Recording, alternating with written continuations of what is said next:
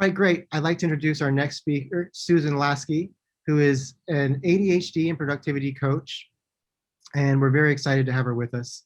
So Susan, first I just want to give you an opportunity to introduce yourself and talk about what it is you do to help both students and adults that are affected with ADHD. Okay. Well, I've been working with ADHD for 30 years. I co-founded CHAD of New York City when my son, who was then 3.5, was diagnosed, and there was very, very little information available. So in order to bring in the experts, of which there were very few, we started the New York branch of the national organization, CHAD. Children and adults with attention deficit disorder. Well, then it was children with attention deficit disorder. Now it's children and adults with attention deficit hyperactivity disorder. And it became really a mission to help people to deal with the issues that stemmed from having an atypical brain, to appreciate it, to use the strengths, and to find ways to compensate for the challenges. It wasn't until a few years after that I found out I had it. And then my life made sense in many ways. How can I be so productive and so successful in some areas and struggle so mightily in some basic areas? And that's kind of the dichotomy that so many people with ADHD have. It's not a question of not being capable, it's a question of variable capability, and that creates a number of problems.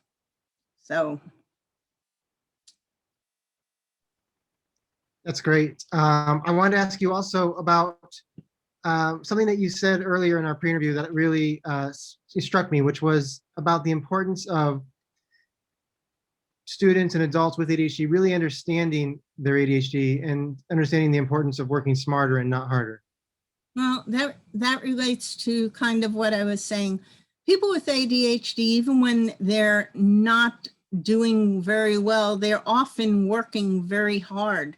They're working longer, they're struggling more, and they're not appreciating themselves. They're not being appreciated by other people.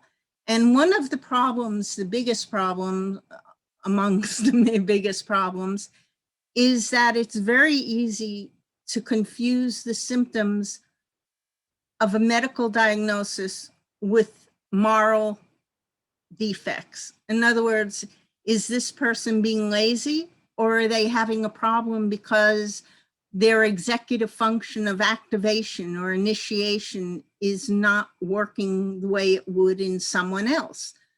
When you have ADHD, you have an interest-based nervous system.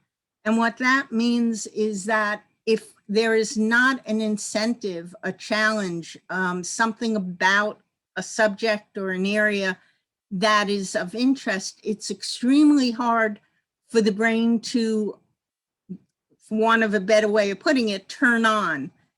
And it is extremely much a struggle to do certain things.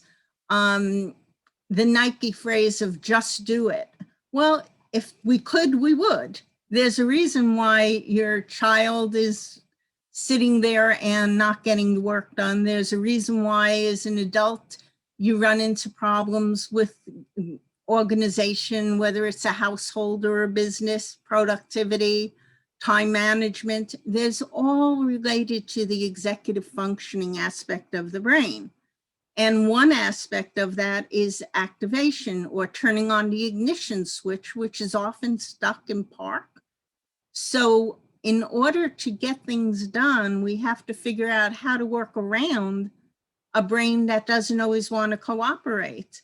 At the same time, it's a brain that when it's interested in something could go places that other people are amazed because it's relationship based. It sees relationships between different things that other people may miss. And because of that, could come up with solutions, answers, which is one reason why so many people who are inventors, who are creatives, who are politicians have ADHD, because they're able to see things in a slightly different way. And what we do from a coaching perspective is look at what are your strengths and what are your interests, and how could we shift some of that to make it more possible to get done things that are otherwise extremely challenging, and to understand that they are challenging. It's not because you lack willpower or you're lazy, it's because there's not sufficient interest in it, or if you don't know how to do something and you're confused, if there's ambiguity, what happens is the ADHD brain, when it feels overwhelmed, it has an executive function system that is not as strong as in people with a more neurotypical brain. So it easily gets overwhelmed, and the central nervous system sees stress as danger. The amygdala, or the prehistoric part of our brain that helped us if the saber-toothed tiger roamed around, it immediately told us to run or play dead. It still works the same way, only it's not danger, it's stress. And what happens is we go into the fight, flight, or freeze mode. So it becomes almost impossible to get certain things done. And part of making life work is finding ways to avoid overwhelm, which means avoiding confusion, ambiguity as much as possible. And that's difficult because the executive function wise, there are issues with getting started, so things pile up. There's issues with time distortions, so things take longer, or the priorities are all off. So there are some really strong issues that come into play that the person with ADHD is battling with. And they're not the obvious ones of the hyperactive child running around in circles. They have nothing to do with that.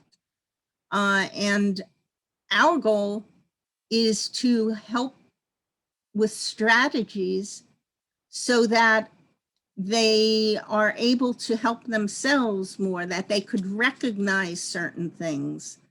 And by recognizing where they are and what the issue is, then maybe get the help they need with the specific issue. But even that is difficult because people with ADHD tend to have a perfectionistic streak. If I can't do it perfectly, I don't want to do it at all. And that's what that keeps people from getting things done, as does it takes too long because they keep trying to make it right. And then it causes frustration. And once they hit that fight, flight, or freeze mode, either they'll want to go in the other room and watch TV or play a video game, go for a walk, or if they do try to do their work, 15 minutes later, they're still staring at the same screen and not making any progress because their brain is not cooperating. And it's important for them to understand what's going on so that they could take remedial strategies to do something about it. So, yeah, they are working harder. Right. As someone with ADHD, I can really relate to everything you're saying very much. And yeah, so I mean, next, one thing I'm really excited to ask you about is, you talk a lot about self-compassion deficit disorder and how that can accompany ADHD. And in fact, just for our audience, Susan, you recently wrote an article on this subject for Attitude Magazine, and I really encourage everyone to go and check that out. Can you speak a little more about this subject of self-compassion deficit disorder? Sure. I actually I was speaking with a client who happens to be a therapist, and we were talking about how people with ADHD tend to have very little tolerance for their own errors. They may not always show it to other people, but they're aware of what they're not doing the way it, quote, should be done. And there's a lot of self-blame, guilt, and unhappiness because of that. And we coined the term SCDD, self-compassion deficit disorder, because it is so prevalent amongst people who have attention deficit disorders. The compassion that someone would show to someone else who's struggling or having difficulty, they don't show to themselves because they feel I should be able to do this. And what complicates it to a certain extent is that one of the confusing aspects of ADHD is that sometimes you could do something and sometimes you can't. And you don't know when you'll be able to and when you won't. And so the level of expectations is based on when I could, not based on when I can't. And so when you can't, it's a level of frustration that's extremely high and annoyance with yourself. After all, if you say you're going to do something and then you're not able to follow through, there's a mistrust that's in there. And your child may not show you exactly how they're feeling. They may not even be aware of it. But there's an anger that's there. And it is worse because sometimes I think that the more intelligent someone is, the worse they're aware of their ADHD as a disability, because they see the difference between their performance and their potential. And especially when sometimes they're able to do things. The other part of it is they have enough of a creative mind, not necessarily being creative. All people with ADD are not creative, although a lot are. But their mind is always moving, always thinking. Even if they're not physically hyperactive, their mind is coming up with new ideas, new ways of doing things, and then not being able to follow through with it is frustrating. So there's been a lot of studies on self-compassion and self-acceptance. On my website, I have a download of a guidebook I wrote called The 7-Step Power Plan to Success, How to Get Out of Your Own Way. Step number 1 is awareness. Who you are, who you're not, what you're able to do, what you're not going to do. And I think whether you're an adult or a child, the more aware you are of it, the better. But step number 2 is self-acceptance. It's not an excuse. ADHD is never an excuse, but it is an explanation. And when you accept yourself, then you're opening the way to more productivity, according to studies from Microsoft and other companies, more happiness, according to studies from the Happiness Project and other groups. So self-acceptance leads to being able to be more of the person you want to be. But step number 3 is you may accept yourself, but as step number 3 is belief in possibility, and you always have a choice in the matter. And this is an important thing to keep in mind. What choice can I make that is going to move me in the direction that I want to be moving in? And it's not that you're going to change, because I don't believe we change. It's that you're going to find what I call the triad, the combination of, think of a trident, where the first prong of it are tools. What tools could I use differently? Whether it's a planner, a scheduler, a timer, an app, things that will help with the performance level, because it makes a difference. And learning how to use them makes a big difference. I spoke earlier about overwhelm. Well, most of the time when people think of doing things, they think project. and you can't do a project. Even cleaning your room is a project. There are so many steps. People automatically assume you'll know what all the steps are, so it's no big deal, because any step by itself is not major. But for someone with an executive function deficit, it's confusing. What do I do first? There are all these different things I have to do, and they all pile together and they seem overwhelming. And what happens when you're overwhelmed? Avoidance. So part of it is having the tools to do things in the right way, and the strategies. Learning that you can't do a project, you could only do a task. So how do you do project management? And that applies to everyone, whether it's writing a term paper, studying for a test, or doing a major report for a Fortune 500 company. It doesn't matter. You need to understand how to break down a project into steps that you could then absorb and deal with. Because when you think of the whole thing, it's overwhelming, and that makes it almost impossible to do effectively. So the second prong are strategies, and strategies are how to get things done, but they're also how do you motivate yourself to do it when you don't feel like it? Because again, that activation aspect of executive function could be totally paralyzing. And the third prong of the trident is mindset. It's how you think about things. It's reframing the way you look at things. Instead of impulsivity being seen as a negative thing, think of it as you can't have creativity without impulsivity.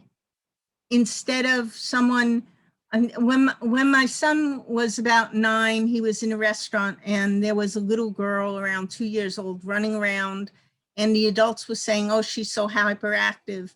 And he said, no, she's not hyperactive. She's actively exploring her world. Oh my gosh. Think of the difference of that reframe, both for the little girl who no longer is a pest, but a potential discoverer of new things, and her parents, how they could see her in a different way. And sometimes kids could be extremely frustrating, and it helps to have a different way to perceive them. So the 3 prongs that I think of are having the right tools, having the strategies, and having the mindset that shifts things to make it possible to do things in a different way. And also realizing any kind of strategy, any kind of tool has to work with the way you think, not the way someone else thinks that you should think, or even that you think you should, quote, think. Sometimes less is more, because you're going to do it, as opposed to setting up a wonderful system, but it won't be maintained. So it has to be something that appeals to you in some way, which brings in the interest-based nervous system and rewards. Neurotypical people are driven by things like consequences, importance, money. Not to say that people who have ADHD are not, but it's not at the same level. They could know something's important and still not be able to bring themselves to deal with it. I can't tell you how many adults I've worked with who have the money but are in trouble for not paying taxes because it was too much effort to figure out how to get it done. The little chores, things, if they're made into something more entertaining, it becomes easier to do it than just having to do it. And in some ways, I really think the ADHD brain has got it right. Like, why spend your life doing stuff you don't want to do?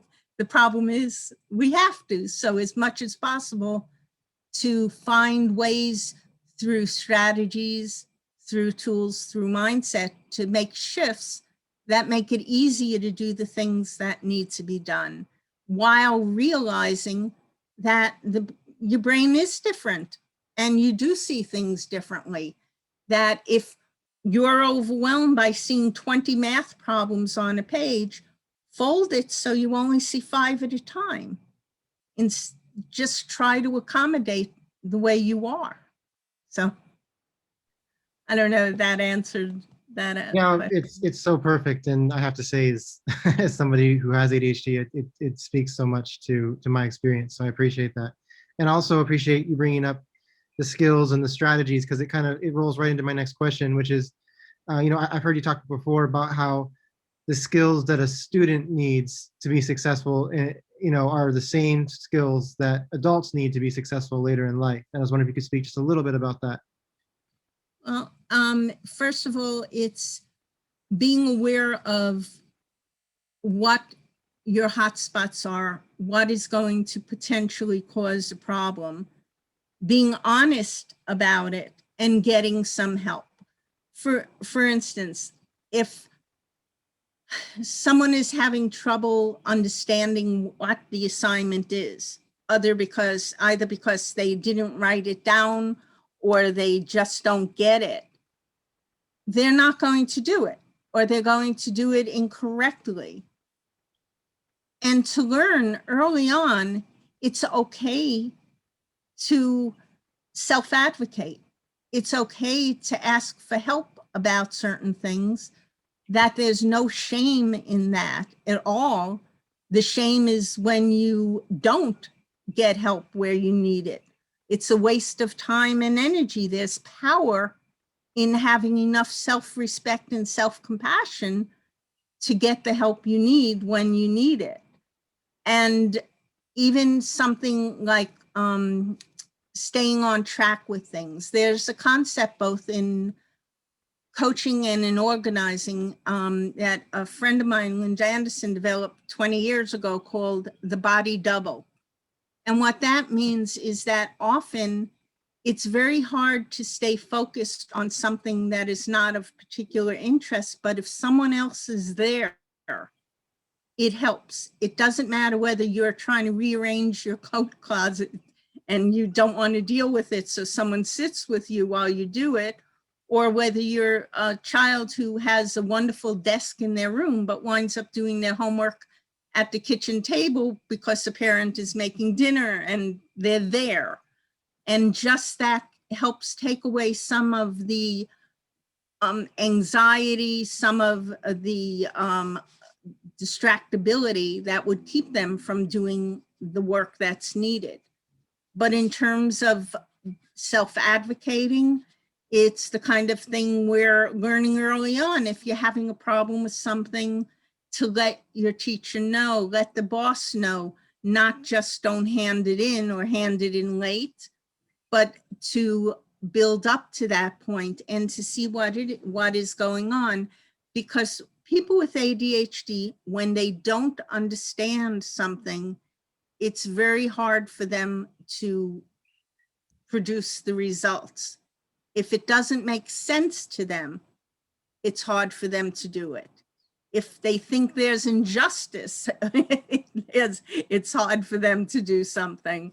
So part of it is helping to accept the way, recognize, acknowledge, accept, and even like the way you are, but to get the help that you need, and also to realize that you don't have a choice. You have a choice in everything, but if you want certain things, you may not have a choice. So you have a choice not to do your homework, but if you want to go on to the next grade, you better do the homework. So how could you get help to make it easier to do it?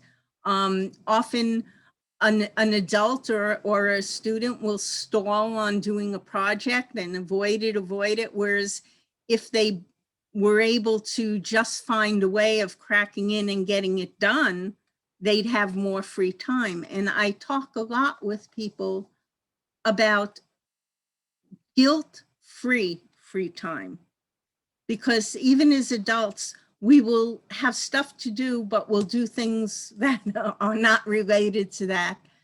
But we may not enjoy it as much as if we at least did some of the work and gave ourselves permission to enjoy to take time off, because we should take breaks.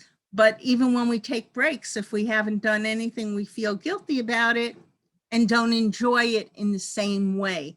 So part of a strategy would be, what could you do to allow yourself a mini reward?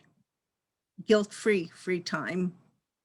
So That's really powerful. And boy, I really relate to the body double. I'll say personally, I never would have made it through college if it wasn't for study groups. And I wouldn't necessarily study what everybody else was studying. It was just being with people who are studying that gave me the ability to focus. And I'll even take it a step further, being an executive in startups, I was a startup CEO and had over 15 employees. And of course, I had an executive assistant who would help me with a lot of mundane stuff. But even on top of that, I would pay somebody $12 an hour to sit on the phone with me while I was doing some more mundane work, because I knew that that was what I needed to get those tasks done. I could never explain why, and I've never heard anybody explain it that way, but that was what I would do.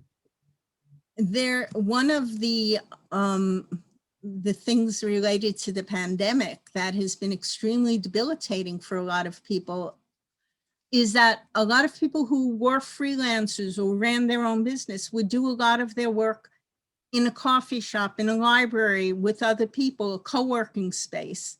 And suddenly they didn't have that. And the being alone, the lack of distraction created major problems for a lot of people. And one of the interesting things that has happened is there are online a lot of accountability groups now, where people meet up and they say what they're going to be working on, then they go and work, and then they check back in. And people often need that social contact, that external accountability. Well, that's one of the reasons people have coaches too, is that accountability aspect of it. Compassionate accountability. That makes a lot of sense. Well, I'm aware that we're coming to the end of our time, and I definitely want to give a little bit of time to speak to my last question, which is about, I know another part of your coaching business is that you are a professional organization coach. And organization is obviously something that people who are afflicted with ADHD often struggle with. I just wanted to give you a chance to speak to how you work with your clients and how you help them with this issue. Well, when you think about it, when you have ADHD, you often have a disorganized mind. That's one part of it. And then from an executive function point of view, organization, time management, those are things that are needed for organized work. What do you do first? How do you do it? And I talked about having the right tools. And often that is a critical thing. For instance, people with ADHD tend to file by piles. So they have messes all over the place. Why? Because out of sight is out of mind.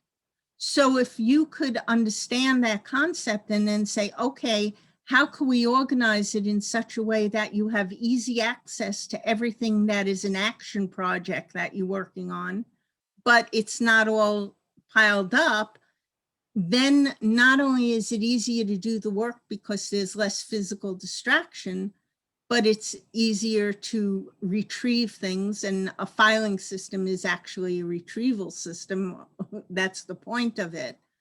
But there's another consideration here too, which is a lot of people knock themselves for being disorganized.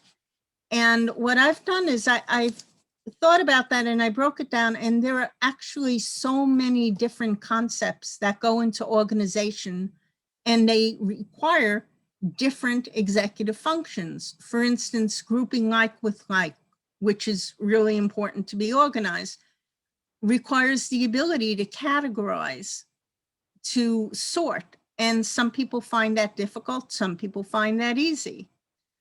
Being able to put things where they set things up so that everything has a home requires a degree of spatial intelligence. Not everyone has that. There are like many different aspects towards being organized. And instead of someone like saying, I'm not organized, to start thinking about what they can do and how they can do it.